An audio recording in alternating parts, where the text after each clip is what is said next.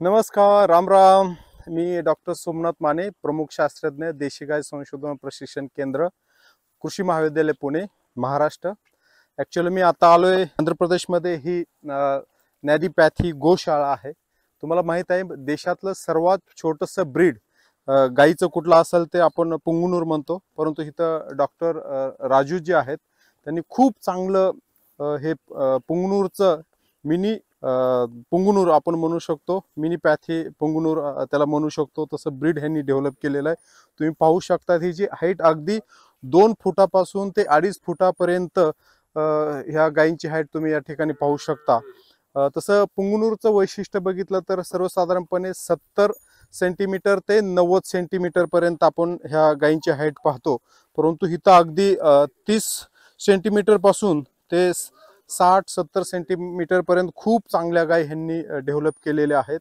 विशेष म्हणजे जर तुम्ही ओरिजिनल पुंगनूर पाहिली तर ही थोडीफार ॲग्रेसिव्ह असते, परंतु राजूजींनी ज्या गायी तयार केलेल्या आहेत त्या खूप फॅमिलियर आहेत. आपण कुठल्याही गायी संग आपण या ठिकाणी खेळू शकतो. ते अजिबात आपल्याला म्हणजे अंगावर येत नाहीत किंवा त्रास देत नाहीत. आणि तसं पाहिलं तर आता शहरामध्ये पाहिलं तर सगळ्यात जास्त डिमांड आता सध्या ह्या गायींना आहेत. लोक आता सध्या श्वान पाळण्यापेक्षा आपल्या गाईला, भारतीय गाय, आपण आंध्र प्रदेशमध्ये जी प्रसिद्ध गाय आहे या गाईला पाळण्यासाठी लोक खूप उत्सुक आहेत. परंतु खरंच मी ह्या गोशाळेला इथं व्हिजिट करून मला खूप आनंद वाटला.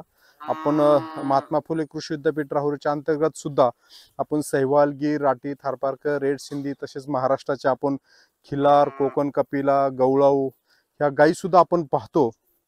परंतु ब्रीडिंगमध्ये काम कसं करावं ह्याचं एक आदर्श उदाहरण डॉक्टर राजूंनी या ठिकाणी तयार केलेलं आहे. आपल्या सुद्धा महाराष्ट्रातल्या ब्रीड वाचवायच्या असतील तर अशा प्रकारचे ब्रीडर आपल्या महाराष्ट्रात तयार होणं सुद्धा गरजेचं आहे. तसं पाहायला गेलं तर देशामध्ये एकूण 53 देशी गायींच्या जाती आहेत, परंतु गोशाळेला व्हिजिट करू शकता. आणि पुन्हा एकदा महाराष्ट्राच्या वतीनं, महाराष्ट्राच्या शेतकऱ्यांच्या वतीनं डॉक्टर राजू यांचं मी अभिनंदन करतो. धन्यवाद.